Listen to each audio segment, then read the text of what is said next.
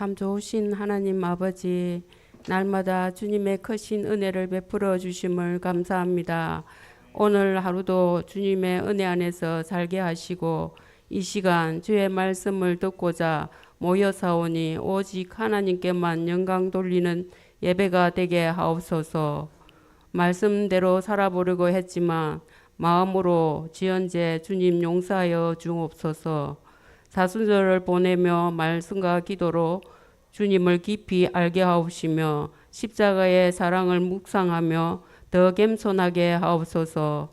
새 학년이 시작되었습니다. 학업 중에 있는 자녀들에게 지혜를 주시고 학업에 어려움이 없게 하시며 믿음의 자녀로서 선한 영향력을 끼치며 또한 선한 영향력을 받는 자녀들이 되게 하옵소서.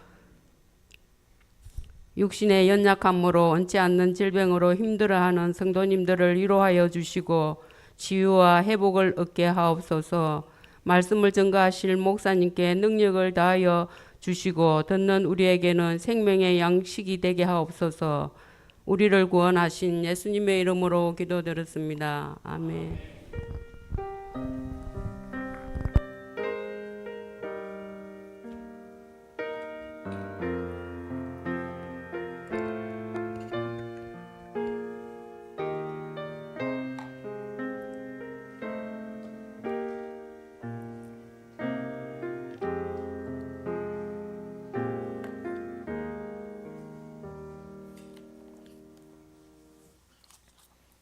오늘 하나님 말씀은 신명기 1장 6절에서 오늘은 11절까지 보겠습니다. 신명기 1장 6절에서부터 11절까지입니다. 구약 성경 260쪽입니다.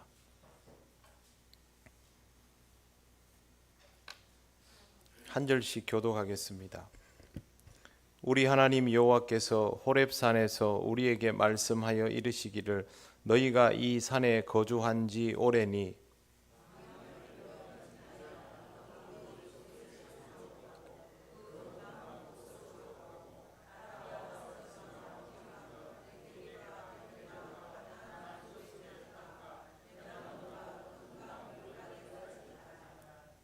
내가 너희의 조상 아브라함과 이삭과 야곱에게 맹세하여 그들과 그들의 후손에게 주리라 한 땅이 너희 앞에 있으니 들어가서 그 땅을 차지할지니라.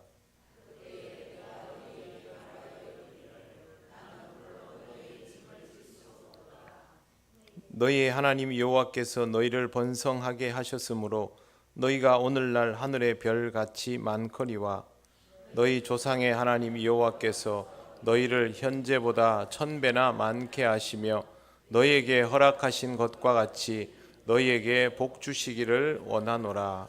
아멘. 네, 옆에 분들 인사하시겠습니다.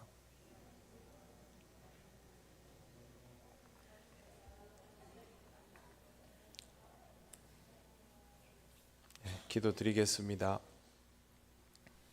하나님 아버지 은혜를 감사합니다. 종일토록 하나님의 역사하심 속에 있으면서도 그 시간들을 깨닫지 못한 우리가 이 시간 함께 주의 말씀을 듣고 나누며 하나님의 섭리를 다시 한번 경험하고 배우기를 원합니다.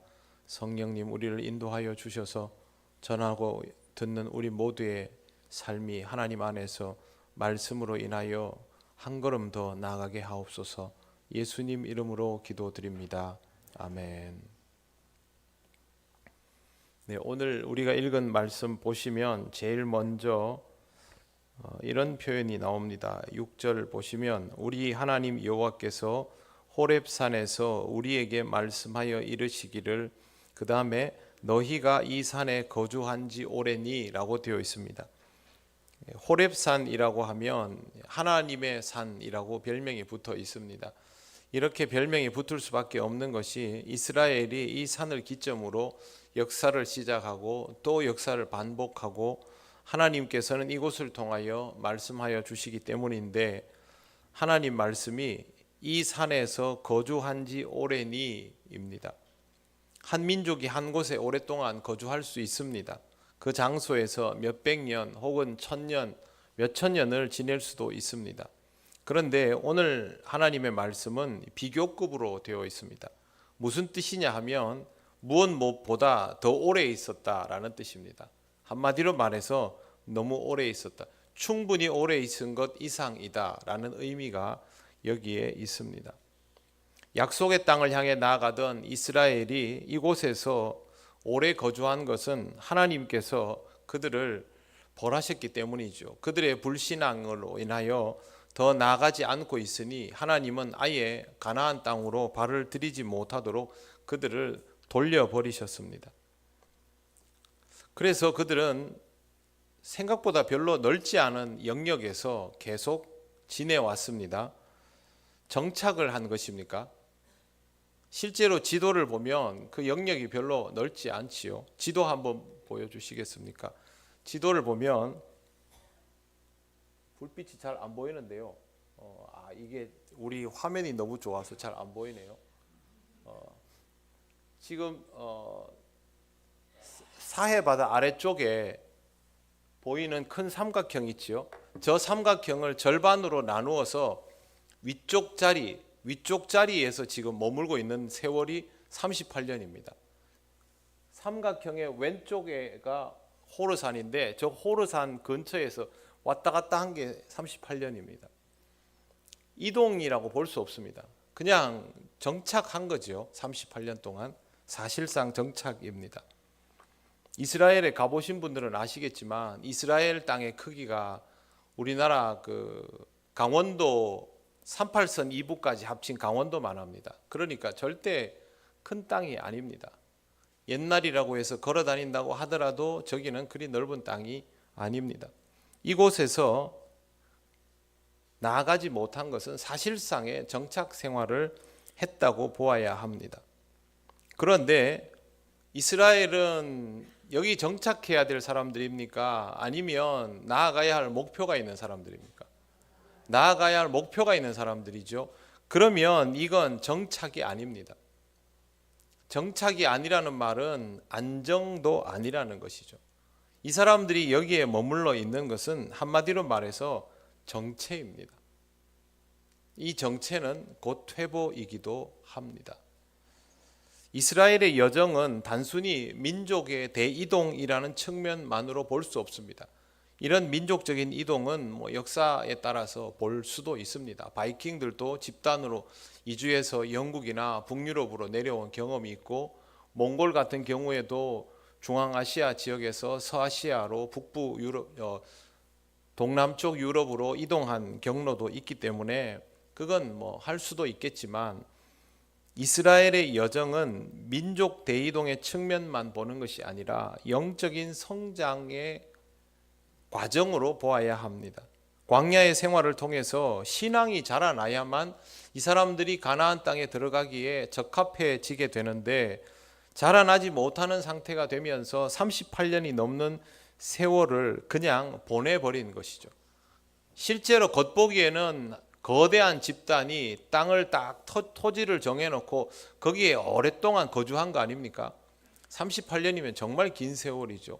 그러나 이건 거주가 아니라 정체밖에 되지 않는 것입니다.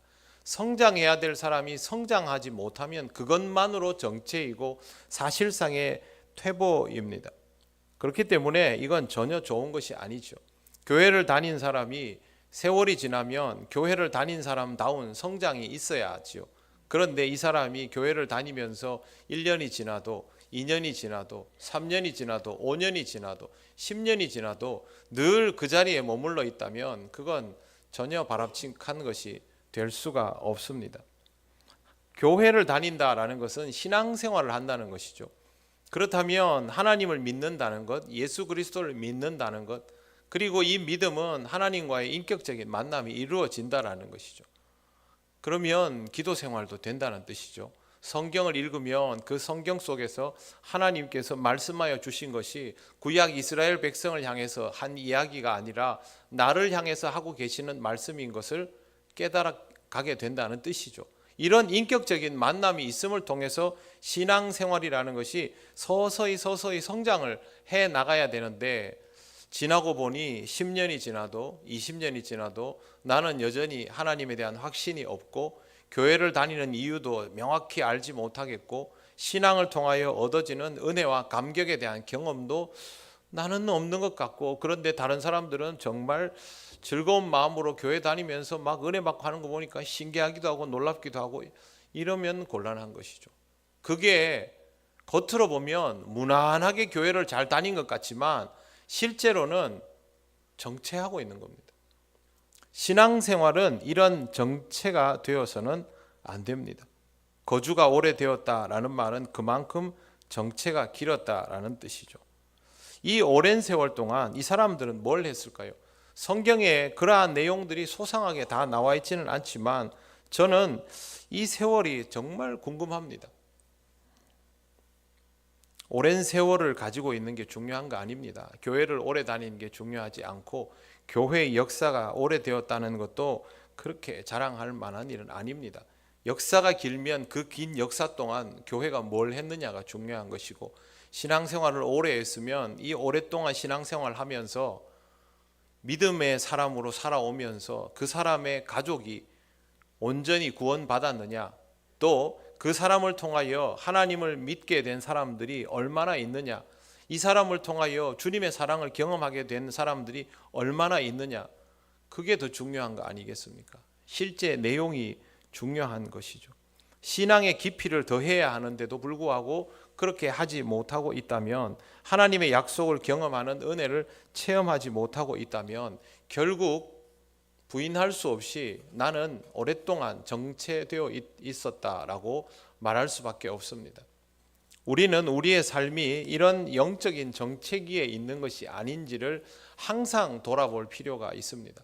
사람이 살아가다 보면 순간순간 신앙적으로 날이 무뎌질 때가 있습니다. 신앙적인 감각이 떨어질 때도 있고, 하나님 앞에 열심을 가지고 있다가 무언가 좀 권태로움을 느끼는 순간도 올 것이고, 영적으로 교만해지는 순간도 오게 됩니다.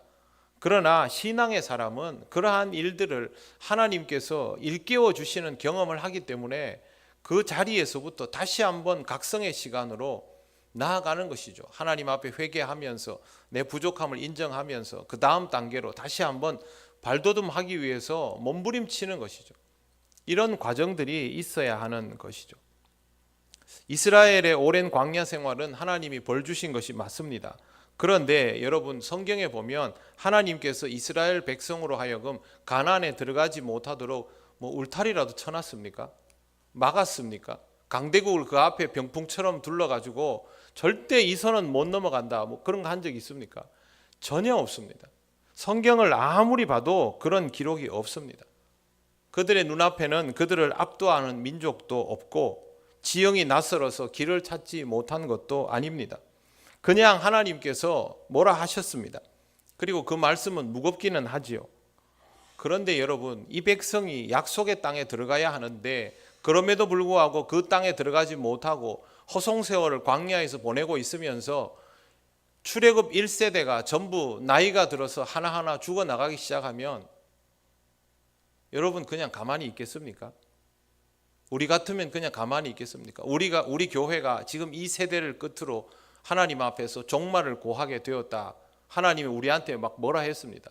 너희는 그 다음이 없다, 이렇게 하시면 우리가 알겠습니다, 우리 여기서 끝내고 말지요, 이러고 가만히 있습니까? 그렇게 하지 않지요. 금식하고 회개하면서 하나님 앞에 나와서 기도하고 난리를 치겠지요. 하나님 살려주십시오, 우리 여기서 끝낼 수 없습니다, 우리 정말 잘못했습니다, 저기 들어가게 해주십시오, 그렇게 안 하겠습니까? 그런데 이 이스라엘은 도대체 뭘 했냐는 말이죠. 하나님이 너희 거기서 충분히 있을 만큼 있었다, 이 말을 할 때까지 그냥 있는 거죠. 계속 더 있을 수 없을 만큼 있었답니다. 이렇게 하면 안 되는 것이죠. 지금 이스라엘은 광야에 있지만 광야는 집이 아닙니다. 새 집에 들어가려고 짐 싸가지고 나와가지고 새 집 들어가려다가 지금 못 들어가고 있는 거 아닙니까? 그러면 그 집 들어갈 생각만 하고 있어야죠. 저기 안 되는가 보다, 우리 그냥 여기서 살자. 그러면 지금까지도 살고 있는 저 베두인들처럼 그렇게 광야에서 살아가다가 죽는 것입니다. 결국 1세대는 광야가 무덤이 되었습니다. 그리고 2세대도 하나님 말씀을 듣지 않으면 광야가 무덤이 됩니다. 그렇기 때문에 하나님께서 말씀하시는 것을 굉장히 뼈아프게 들어야 합니다. 이스라엘을 향하여 충분히 있을 만큼 있었다. 그러면 이제 하나님이 무엇을 말씀하시느냐 귀 기울여야 하는 것이죠. 하나님이 우리를 향해서 너희 신앙이 너무 정체되어 있다. 너는 내 앞에서 신앙의 자극을 가지고 있느냐? 내가 이야기하는 것이 들리느냐? 성경을 보면 내가 너에게 말하는 것이 들리며 깨달아지느냐? 이렇게 하시면 그걸 귀담아 들어야 하는 것이죠. 그냥 교회를 왔다 갔다 한다고 신앙생활이 아닙니다. 의미 없는 시간을 보내지 마십시오. 하나님과의 시간은 우리에게 생각보다 그렇게 많지 않습니다. 하나님이 말씀하시면 반드시 그 말씀을 귀담아 듣는 신앙의 사람이 되어 있도록 깨어 있으시기를 바랍니다. 7절 말씀을 보십시오. 제가 오늘 이걸 읽으면서 설명을 드리려고 했는데 우리 교회 화면이 이렇게 좋을 줄은 몰랐습니다. 집사님이 안 보일 텐데요 그러셨는데 우선 읽어보겠습니다. 7절 우리 같이 읽겠습니다. 시작.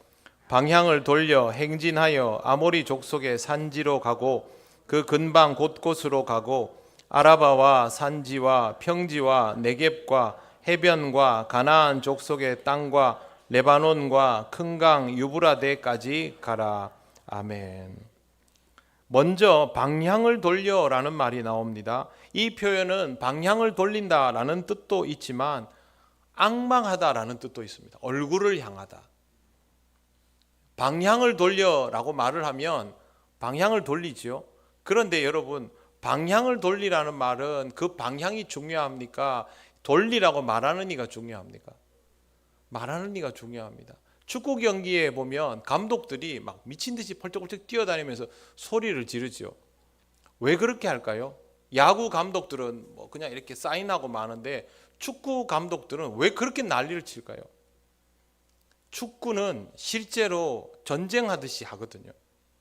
전쟁과 굉장히 비슷합니다. 몸과 몸이 거칠게 부딪히고 사람들이 이쪽 저쪽에서 쉬지 않고 뛰어다니잖아요. 야구는 투수가 공 던지는 순간만은 다 서 있잖아요. 근데 축구는 계속 뛰어다니는데 똑같은 눈높이로 축구장 안에서 뛰어다니는 선수들에게는 이게 뭐가 뭔지 잘 안 보입니다. 그리고 요즘 현대 축구는 전략 전술이 발달을 해서 상대방의 진영을 깨뜨리는 방식들을 선호합니다. 그래서 조금만 잘못 보면 현혹이 돼서 한 팀이 한쪽으로 쏠리면 이쪽에 구멍이 생기는 것이죠. 근데 선수는 그걸 모르지 않습니까? 그래서 감독이 목이 터져라고 소리를 고래고래 지릅니다. 무슨 뜻이냐? 들으라는 거죠. 앞에서 선수들이 막 뛰어다니면서 공을 이리저리 차면 정신이 하나도 없지만 내 목소리 똑바로 들어라. 눈에 보이는 게 문제가 아니고 우리가 지금 저 사람들에 대해서 이렇게 진영을 짜고 움직여줘야 된다. 라인을 맞춰서 올라가고 내리고 앞라인과 뒷라인의 간격을 벌리면 안 되고 막 그런 소리를 계속 하는 겁니다. 성경 말씀에 방향을 돌려라는 말도 똑같습니다. 방향을 돌려 어디지요? 이게 아니라 이 목소리에 집중해야 되는 것이죠. 그래서 이 단어는 앙망하다라는 뜻이 있습니다. 이스라엘은 이제 방향을 돌려 가나안으로 갑니다. 그런데 이스라엘의 방향은 하나님께로 맞추어져 있어야 합니다. 가나안이 목적이 아니라 하나님이 이끄시는 대로 나가야 하는 것이죠. 늘 말씀을 드립니다. 우리에게 절대 쉬운 일은 아니지만 무슨 일이 생기면 상황을 보려 하지 말고 하나님께 집중해야 됩니다. 그래야 그 상황도 똑바로 볼 수가 있습니다. 지금 이스라엘이 할 일은 하나님이 말씀하시는 것을 귀담아 듣는 일입니다. 그것만 들으면 똑바로 갈 수 있습니다. 하나님이 어떻게 하셨습니까? 구름 기둥과 불 기둥으로 그들을 여기까지 인도하여 주셨잖아요. 그러면 지금도 하나님께서 인도하시는 대로 그렇게 방향을 맞춰 가면 되는 것입니다. 이스라엘이 그동안 직접적인 압박 요인 없이도 가나안 땅을 향해서 나아가지 못한 것은 그들 스스로 이 관문을 뚫을 수 없다라고 생각했기 때문이죠. 그런데 이제 하나님께서 나아가라고 하시지 않습니까? 그러면 지금 그들 앞에 있는 가나안의 여러 도시 국가들을 보면서 절망할 것이 아니라 자기 선조들처럼 우리는 다 메뚜기다 그렇게 할 것이 아니라 하나님의 말씀에 귀를 기울이며 이제는 나아가야 한다라는 것입니다. 제일 먼저 나오는 지역은 아모리 족속 산지입니다. 지도를 한 번만 더 보여주십시오. 아모리 족속 산지가 어디냐 하면요, 가운데에 있는 물이 보이시죠? 저 물이 사해입니다. 사해의 이쪽 밑으로가 아모리 족속의 땅입니다. 나중에 아모리 족속의 땅은 갈릴리 바다 오른쪽에 있는 그 지역에도 있지만 아모리 족속이 작은 족속이 아닙니다. 저 민족이 굉장히 큰 분포도를 가지고 아브라함이 이주해온 우르 땅에서부터 쭉 포진되어 내려오는 민족인데 사해 바다의 왼쪽 밑으로 저기가 아모리 족속의 영지였고, 그러면 여러분 보시면 이스라엘 백성이 이제 전진하면 제일 먼저 걸리는 자리죠. 그래서 제일 먼저 아모리 족속의 땅이 쓰여져 있는 것입니다. 그 다음에 그쪽에서 오른쪽 옆으로 조금만 돌아가면 사해바다 옆쪽으로 쭉 흐르는 아라바 계곡이 있습니다. 지난 시간에 말씀드린 것처럼 아라바 계곡은 사실상 요단 동편과 서편을 나누는 굉장히 긴 계곡이고, 본문에 나오는 아라바 산지와 평지라는 것은 그쪽 땅을 의미합니다. 그 다음에 성경에 네겝이라는 데가 나오는데요, 네겝은 사해바다의 왼쪽 편입니다. 그러니까 아모리 족속이 있고 아모리 족속 위에 네겝이 있습니다. 그리고 그 네겝에서 왼쪽으로 나가면 바다가 보이죠. 저 위에 바다, 지중해로 나가는 바다인데 성경에 보시면 이렇게 되어 있습니다. 아라바 산지와 평지와 네겝과 해변과 그렇게 되어 있죠. 그러면 이스라엘 백성이 북진을 하면 아모리 족속을 만나고 거기에서 동진을 하면 아라바 계곡에 있는 도시국가들을 만나게 되고, 아모리 족속에게서 북진을 하면 네겝에서 서진을 하면 지중해 쪽 바다가 되는 것입니다. 실제로 이스라엘이 점령해야 될 곳들이지요.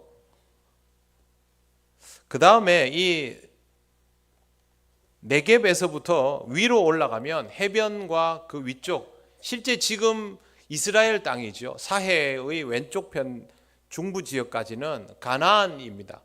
가나안에 있는 도시 국가들을 말합니다. 가나안의 도시 국가들은 앞으로도 성경 말씀에서 계속 접하게 되는데요, 가사, 가드, 아스글론, 에글론 이런 도시들 들어보셨지 않습니까? 이런 도시 국가들이 여기에 있는데 중요한 건 가나안의 도시 국가들은 문명이 발달한 지역입니다. 고고학적으로 보면 지구상에서 성곽을 구축하고 그 성곽을 중심으로 문명을 지켜온 도시국가 형태의 역사가 가장 오래된 지역이 바로 이 이스라엘 근방입니다. 여리고가 지구상에서 제일 오래된 성곽 중에 하나라고 알려져 있을 정도이니까요. 그러니까 문명이 발달했죠. 더군다나 이 해안 지역에는 이스라엘이 이집트에서 나와서 가나안 땅으로 올라가는 것과 거의 비슷한 시점에 그리스 지역에 있던 한 민족이 바다를 통해서 들어옵니다. 그런데 이스라엘과 이쪽 지역 사람들은 기껏해야 청동기 문명을 가지고 있는데 해안 지역으로 들어온 이 사람들은 일부 철제 무기를 가지고 있었습니다. 청동기와 철제가 싸우면 게임이 안 됩니다. 그러니까 가나안 지역과 이 해안 지역은 사실 이스라엘에게는 절대 감당할 만한 상대가 아니었죠. 인간적으로 보면요, 이스라엘이 정탐꾼을 보내놓고 갔다 와서 우리는 안 되겠습니다 라고 얘기하는 게 하나도 무리가 아닙니다. 여러분, 우리 보고 만주를 정벌해라 이러면 우리가 뭐라고 생각하겠습니까? 중국이 있는데 어림도 없는 소리 이렇게 나올 거 아닙니까? 그런 마음입니다. 그럼에도 불구하고 하나님께서 보내셨기 때문에 가야 한다는 게 여호수아와 갈렙이었고 다른 사람들은 못 갔던 것이죠. 뭐 상황은 달라진 거 없습니다. 38년의 세월을 보내는 동안 가나안 지역에 있는 그 도시 국가들이 없어진 게 아닙니다. 오히려 해안가에는 더 많은 이민족들이 이주해 들어왔고 그들의 성벽은 점점 견고해지기 시작했죠. 한번 생각을 해보십시오. 한 민족이 이집트에서부터 탈출했습니다. 그냥 소부족이 탈출했으면 신경 안 써도 될 일이지만 거대한 민족이 집단 이주를 해서 가나안 문턱에 와가지고 정탐을 하고 전쟁을 걸어오지 않고 되돌아가가지고 38년 동안 거기 집단 거주를 하고 있습니다. 60만 장정이면 그냥 대충 생각해봐도 군대가 몇십만 나온다는 거 아닙니까? 몇십만 군대를 이룰 수 있는 집단이 자기들 바로 턱 밑에서 38년 동안 그러고 가만히 있는 거예요. 그러면 가나안 지역에 있던 사람들은 가만히 구경하고 있겠습니까? 저 사람들이 언제 우리한테 쳐들어올지 모른다, 그렇게 생각 안 하겠습니까? 당연히 수성에 힘쓰는 것이죠. 그러니까 오히려 상황은 옛날보다 더 어렵습니다. 그럼에도 불구하고 여기를 가야 되는 것이죠. 성경에 보면 가나안 지역에서 그냥 멈추는 게 아니고요. 성경의 7절에 보시면 이렇게 되어 있습니다. 가나안 족속의 땅과 레바논은 이스라엘보다 북쪽입니다. 그러니까 지금 이스라엘의 영토인 가나안 땅을 정복해서 올라가고 그 다음에 레바논 땅까지 먹고 그리고 마지막에 보면 큰 강 유브라데까지, 그보다 더 위에 시리아 더 위에까지 하나님께서 이스라엘 백성에게 주신 땅이 이 정도라는 것입니다. 이걸 이제 먹으러 올라가라는 것이죠. 그러면 하나님께서 이렇게 말씀하시고 모세를 통하여 알려주시면 이스라엘이 그냥 들어가가지고 텐트 치고 살면 됩니까? 그냥 가가지고 여기 우리 땅입니다 이러고 뭐 땅땅 치고 그러면 끝납니까? 아닙니다. 지금부터는 전쟁해야 됩니다. 죽기 살기로 싸워야 됩니다. 물론 성경에 나오는 여리고 성 사건처럼 전쟁 하나도 안 하고 성 빙글빙글 돌다가 무너지는 케이스도 있었지만 실제로 여러분 그 외의 모든 상황은 어땠습니까? 전부 전쟁이었지 않습니까? 실제로 이스라엘은 지금부터 전쟁을 해야 되고 그들이 가면 항상 그들 앞에는 높은 성이 있고 그 성에서 자신들을 내려다보면서 공성전을 펼치는 상대방이 있을 거란 말입니다. 이제부터 이스라엘은 그걸 해야 되는 것이죠. 이런 상황에서 이스라엘이 예전에 조상들이 그랬던 것들처럼 또 그 성 앞에 가가지고 안 된다. 우리 조상들이 왜 여기서 발길을 돌렸는지 알겠다. 그러면 광야가 무덤이 되는 겁니다. 그래서 하나님께서 이런 상황에 주목할 것이 아니라 하나님에게 집중하라고 그렇게 하는 것이죠. 8절을 보십시오. 같이 한번 읽어보겠습니다. 시작. 내가 너희의 조상 아브라함과 이삭과 야곱에게 맹세하여 그들과 그들의 후손에게 주리라 한 땅이 너희 앞에 있으니 들어가서 그 땅을 차지할지니라. 아멘. 자, 여기 보십시오. 맹세하여라는 단어가 있죠. 있죠. 맹세하여라는 단어의 주어가 누굽니까? 내가입니까? 너희의입니까? 내가잖아요. 내가. 하나님의 말씀입니다. 이거는 하나님이 이 땅을 주시기 위해서 약속하고 맹세하신 겁니다. 모세를 통하여 그들의 조상인 아브라함을 통하여 이삭을 통하여 하나님께서 이 땅이 너희들 것이다 라고 거듭 맹세하고 약속해 주신 땅입니다. 그래서 사실 이스라엘이 가나안 땅에 들어가는 것은요, 신천지로 들어가는 것이 아니라 귀향이죠. 그렇지 않습니까? 귀향입니다. 처음에 믿음의 조상 아브라함에게 본토 친척 아비집을 떠나서 가라고 했던 그곳으로 이 민족이 하나님이 정해놓은 자리로 되돌아가는 것이죠.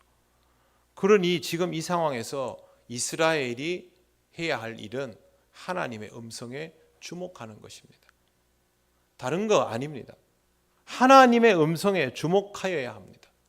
하나님께서 말씀하시는 것이 들려야 합니다. 좀 전에 말씀드린 것처럼 운동선수들이 경기하다가 그 실전의 두려움과 강박 때문에 제대로 보이지도 않고 들리지도 않고 하는 그런 상황이 되었을 때 그렇게 하는 것이죠. 역도 선수들 역기들로 들어가면 감독이 어떻게 합니까? 마그네슘 콧구멍에 딱 갖다 대고 뺨을 정신없이 칩니다. 거의 폭행 수준이죠. 정신 차리라는 거죠. 그게 음성입니다. 우리는 그렇게 하나님의 음성을 들어야 합니다. 그러면 여러분 지금 하나님의 음성을 들으실 수 있는 신앙의 상태입니까? 신앙적으로 그런 삶을 살아가고 있습니까? 매일매일 나에게 말씀하시는 하나님의 음성을 듣기 위해서 들어야 한다라는 마음으로 하나님 내게 말씀하여 주시옵소서, 내가 안 놓치겠습니다, 이제는 더 이상 그런 짓 안 하겠습니다, 그런 마음으로 살아가십니까? 그러면 여러분은 매일 기도할 겁니다. 그러면 여러분은 매일 성경을 보실 겁니다. 왜? 그것보다 더 쉽게 명확하게 하나님의 음성을 들을 수 있는 방법은 없기 때문이죠. 하나님의 음성을 들어야 된다는 건 압니다. 그런데 하나님의 음성을 어떻게 듣습니까? 내가 신앙적이지도 않은데, 하나님의 음성을 들을 수 있는 골방에 있지도 않은데, 하나님이 말씀하여 주시는 기도의 자리를 지키지도 않는데, 하나님이 열심히 말씀하여 주신 성경을 읽지도 않는데 도대체 내가 무슨 방법으로 하나님의 음성을 듣습니까? 못 듣는 겁니다. 성경을 지금 이렇게 보고도 이 말씀을 하나님께서 오늘 나에게 주시는 말씀이다라고 받아들이는 사람이 있는가 하면, 참 이스라엘 보니까 깝깝하네, 이런 사람도 있는 거예요. 이스라엘이 깝깝합니까? 이게 나에게 주시는 말씀인 것을 깨닫지 못하는 내가 깝깝한 겁니까? 내가 깝깝한 거 아닙니까? 그러니까 여러분, 하나님의 음성을 듣는 상태의 삶으로 나아가져야 합니다. 신앙적으로 살아가기 위해서 말씀과 기도의 자리를 붙들고 있지 않으면서 하나님이 어떤 신비적이고 특별한 경험을 통하여 내게 말해주기를 바라는 것은, 그거는 참 게으르고 교만한 것입니다. 하나님께서 내게 말씀해 주시면 내가 알아들을 준비도 안 되어 있지 않습니까? 하나님은 우리 귀전에 육성으로 들려주시는 분이 아니십니다. 우리의 마음에 들리게 하시기도 하지만 하나님은 우리들 서로를 통하여 말씀하시기도 합니다. 예수께서 소자 중에 하나가 곧 나를 대하는 것 같다 하셨으면 소자 중에 하나가 하나님의 음성을 내게 주실 수 있잖아요. 내 영이 깨어있고 살아있으면 우리는 하루 중에 만나는 모든 사람들을 통하여 그 사람들과의 만남을 통해서 또 모든 상황을 통해서 하나님의 음성을 들을 수 있습니다. 하나님은 그렇게 말씀하십니다. 그런데 나는 그게 하나님 음성인 줄을 알아차릴 만한 신앙적인 상태가 아닌 것입니다. 그러면 못 듣습니다. 그래서 여러분, 하나님의 음성을 들을 수 있는 사람이 되시기를 바랍니다. 하나님의 음성이 누군가는 기도하는 중에 이렇게 들렸다 하더라, 누군가는 환상을 보았다, 그거 신경 쓰지 마십시오. 그냥 하나님께 그렇게 기도하십시오. 하나님 말씀하여 주실 때마다 듣고 깨닫기를 원합니다.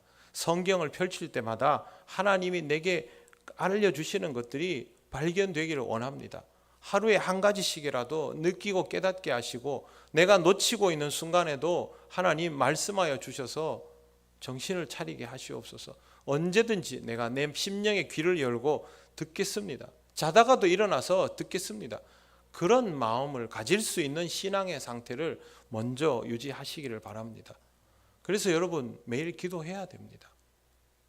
기도는 해야 됩니다. 여러분이 어떤 방법을 가지고 하시든지 몇 시간을 하시든지 그건 여러분이 기도하시면 그건 답이 나올 겁니다. 일단은 기도를 해야 됩니다. 그리고 말씀을 읽어야 됩니다. 스스로 말씀 읽는 것이 안 되면 강제로라도 읽어야 됩니다. 성경 읽기가 안 되는 사람은요, 교사를 하시면 됩니다. 구역장을 하시면 됩니다. 제일 좋은 방법입니다. 더 좋은 방법은 목회를 하시면 됩니다. 근데 아니 정말 좋은 방법 아닙니까? 거짓말 아닙니다. 성경을 읽고 싶으면요, 가정 예배를 해보십시오. 그러면 여러분은 성경을 읽어야 됩니다. 하고 싶은 마음이 들지 않으면 나를 그 틀 속에 몰아넣으십시오. 새벽 기도를 나오든지 금요 기도를 나오든지 모든 예배를 나오든지 아니면 방문을 걸어 잠그고 집에서 뭘 하든지 읽으십시오. 기도하십시오. 해야 됩니다. 기도하기 좋잖아요. 요즘 차도 집집마다 한 대씩 다 있지 않습니까? 집에 시끄러우면 운전면허 없이 차 안에 앉아서 기도한다고 누가 뭐라는 사람 없습니다. 그냥 나와가지고 차 문 닫고 들어가서 한 30분 기도하고 들어가면 세상에 그런 골방이 어디 있습니까? 기도를 꼭 해야 되겠다 싶으면 어디든 하십시오. 바닷가에 가서 소리를 지르든지 뭔 상관입니까?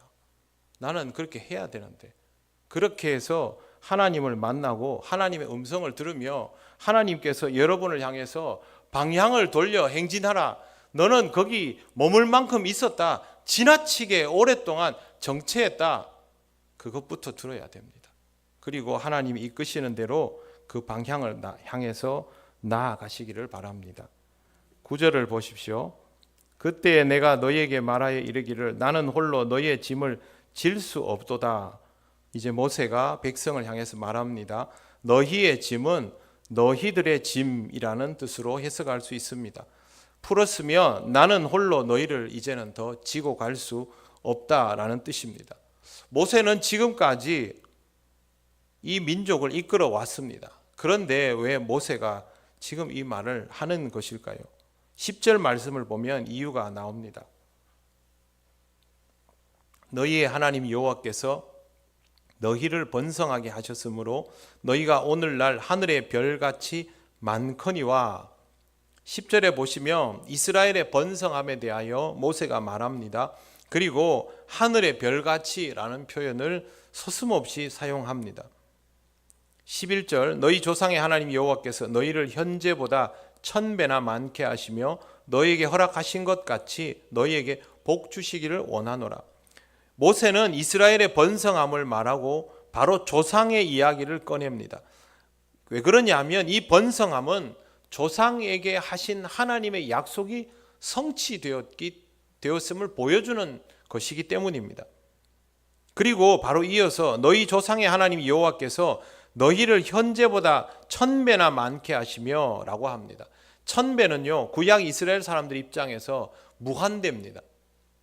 1000이라는 숫자가 고대인들에게는 우리같이 1000이 아닙니다. 셀 수 없음이 됩니다. 그러니까 하나님이 너희를 이제부터 셀 수 없을 만큼, 이미 별같이 많아졌는데 여기에서 더 많아져서 셀 수 없을 만큼 많도록 그렇게 하시는 거죠. 그 다음에 너희에게 허락하신 것과 같이 너희에게 복 주시기를 원하노라. 모세의 말은 이렇습니다. 하나님이 번성하게 하셨다. 이 번성함은 하나님의 약속이 이루어진 것이다. 지금까지 이루어진 약속을 보면 하나님은 신실하심으로 마지막에 하나님이 지금까지 하신 것처럼 너희에게 복 주시기를 원한다 입니다. 이스라엘이 꼭 기억해야 될 내용입니다. 하나님은 약속하셨고 이루셨고 또 이루시기를 원합니다. 그러면 하나님의 말씀을 듣고 그 하나님의 말씀 안에서 살아가는 자는 이루시기를 원하는 하나님으로 인하여 복되게 되어 있는 것이죠. 복의 근원이 되는 자를 통하여 복의 통로가 되는 것입니다. 신앙으로 살아가는 사람은 바로 이 과정을 주목할 수 있어야 합니다. 하나님은 이렇게 약속하시고 이루시는 분이기 때문입니다. 하나님과의 만남은 약속과 성취의 반복입니다. 궁극적인 약속과 궁극적인 성취도 있죠. 궁극적인 약속은 우리를 구원하셔서 영원한 하나님 나라에 이르게 하고 하나님 나라에서 영원히 거하게 하는 것이 궁극적인 약속이고, 그 궁극적인 약속을 위한 작은 약속들이 있죠. 그리고 그 작은 약속들은 징검다리처럼 이어져 가게 되어 있고, 그 징검다리 사이에 믿음이라는 것이 우리에게 요구되고 있는 것입니다. 우리는 어쩔 수 없이 약속과 과정과 성취라는 틀 안에 있습니다. 그러면 정체되면 안 되는 거죠. 약속을 받았으면 과정 속에서 주저앉지 말고 하나님이 이루시는 성취의 자리로 나아가야만 작은 성취를 통하여 신앙의 경험치가 쌓이게 되는 것입니다. 믿음이라는 것이 바로 그런 것입니다. 여러분, 믿음에는 대상이 있습니다. 그렇죠? 그렇지 않습니까? 믿음엔 대상이 있죠. 누구를 믿지 않습니까? 대상이 있다는 말은 나의 믿음은 그 대상에 대한 반작용이라는 뜻이죠. 대상이 작용해주면 내가 거기에 맞추어서 작용하는 것이죠. 우리 믿음이 그냥 하나님도 존재하시지 않는데 우리 믿음이 믿어야지 이러고 생기지 않습니다. 하나님의 작용에 우리가 마주쳐 올리는 것이죠. 그러려면 약속과 성취 사이의 과정에서 하나님과 부대끼는 것들이 필요하지요. 성경 말씀에 보시면 아브라함과 하나님의 만남을 통하여 그들에게 새로운 땅이 부여되는 성취가 이루어졌지요. 야곱과 하나님의 만남을 통해서 하나님께서 그들을 돌아오게 하심을 경험하게 하셨지요. 요셉과 하나님의 만남을 통하여 이 백성이 고센이라는 새로운 지역에서 정착하게 하셨지요. 모세와의 만남을 통하여 이 백성을 가나안으로 이끌어내셨지요. 이제 여호수아의 만남을 통해서 이 백성이 그 땅에 정착하게 되지요. 약속과 성취, 약속과 성취 과정이 있지 않습니까? 그런데 우리가 이 과정에서 주저앉으면 안 되는 겁니다. 하나님께서 저와 여러분을 만나실 때는 그 인격적인 만남 속에서 우리를 통하여 이루시는 성취가 있습니다. 믿음의 역사가 깊어지면 그걸 압니다. 하나님이 누군가를 신앙생활 시작하게 해서 그 사람을 통하여 그 사람의 가정의 사람들을 다 구원받게 하시고 그 사람들이 믿는 자로 살아가면서 다른 사람들을 향해서 복음을 전하고 믿음의 역사가 확장되어가는 그 과정들을 보게 만들죠. 그러면 우리는 그 속에서 하나님께서 이렇게 일하시면서 지경을 넓혀가시게 하는구나, 이거 다 알지 않습니까? 그런데 내가 여기서 주저앉으면 안 되죠. 그래서 여러분, 신앙은 정체되면 안 됩니다. 사람은 나이가 들면, 세월이 가면 성장도 멈추고 바로 노화가 시작되지만 우리의 신앙은 멈추면 안 됩니다. 하나님이 부르시는 그 순간까지 계속 자라나야 됩니다. 내 몸은 연로하여지고 교회 나오는 발걸음도 무거워지고 힘도 하나도 없고 옛날처럼 힘써가면서 교회를 할 수 있는 상태는 아니라 할지라도 하나님을 향한 내 영은 날로 더 맑아져야 되고 묵상은 점점 더 깊어져야 되고, 그래서 내가 아무것도 할 수 없는 그 순간에도 사랑하는 내 가족을 위해서, 후손을 위해서, 내가 그동안 다녀온 이 교회를 위해서 기도할 수 있는 능력은 가지고 있어야 된다는 거죠. 그게 약속의 땅을 향해 나아가는 성도의 위력입니다. 사랑하는 성도 여러분, 하나님과의 만남을 통하여 여러분의 삶 속에 하나님께서 주시는 약속들이 이루어져 가는 것을 경험하시기를 바랍니다. 그거 없이 믿음 안 자라납니다. 믿음은 하나님의 성취들을 보면서 점점 더 자라나게 됩니다. 그렇게 해야만 하는 것이죠. 여호수아와 갈렙이 얼마나 뛰어나서 그들만 하나님을 믿었을까, 그런 생각하지 마십시오.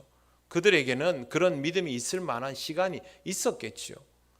그거 없으면 안 됩니다. 그래서 하나님과의 만남 속에서 그 성취들을 경험하시고 믿음이 자라남을 경험하시기를 바랍니다. 우리 교회는 앞으로 계속 다른 건 모르겠습니다. 우리들의 신앙은 자라야 됩니다. 정체가 오면 옆에서 끌어주고 잡아주고 같이 기도하고 동역하면서 함께 신앙이 자라가는 우리 통영교회가 된다면 하나님께서 그 모습을 기뻐하실 것입니다. 함께 그렇게 약속을 향하여 나아가기를 원합니다. 기도드리겠습니다.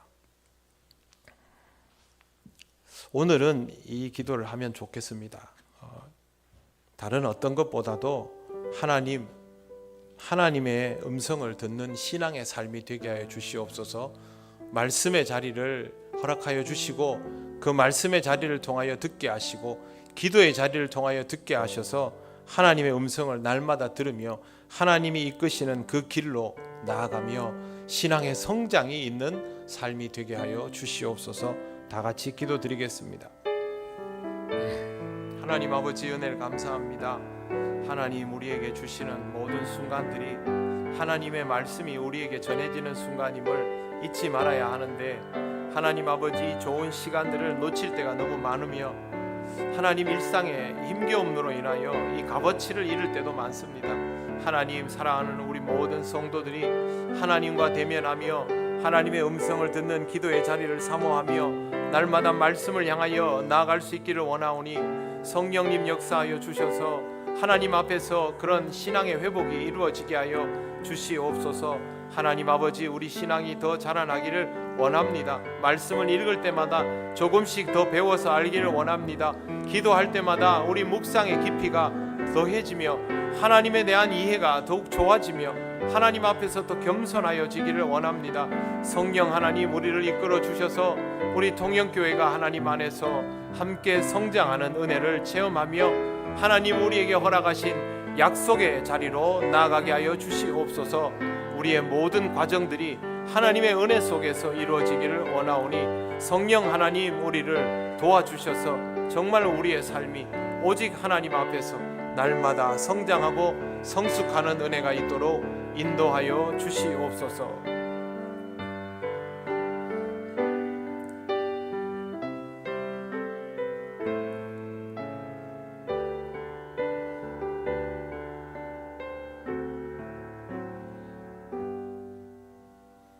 하나님 아버지, 은혜를 감사합니다. 하나님, 우리가 하나님 앞에 엎드리는 시간이 더 늘어나기를 원합니다. 이 시간을 사모할 수 있기를 원합니다. 말씀을 읽는 시간들이 지켜지기를 원합니다. 하나님, 이 모든 시간들을 통하여 하나님이 우리에게 말씀하시는 것들이 들리며 깨달아지기를 원합니다. 우리 신앙이 더 자라나기를 원합니다. 하나님, 우리를 인도하여 주셔서 신앙의 성장이 우리에게 있게 하시고, 그럴수록 겸손히 행하며 하나님, 우리를 이끌어 가심을 경험하며 우리 믿음이 자라남을 보게 하여 주시옵소서. 하나님, 우리가 함께 성장하기 원합니다. 우리 중 누구도 낙오하지 않게 하시고 영적 성장을 이루는 겸손하고 지혜로운 교회가 되게 하여 주옵소서. 예수님 이름으로 기도드립니다. 아멘.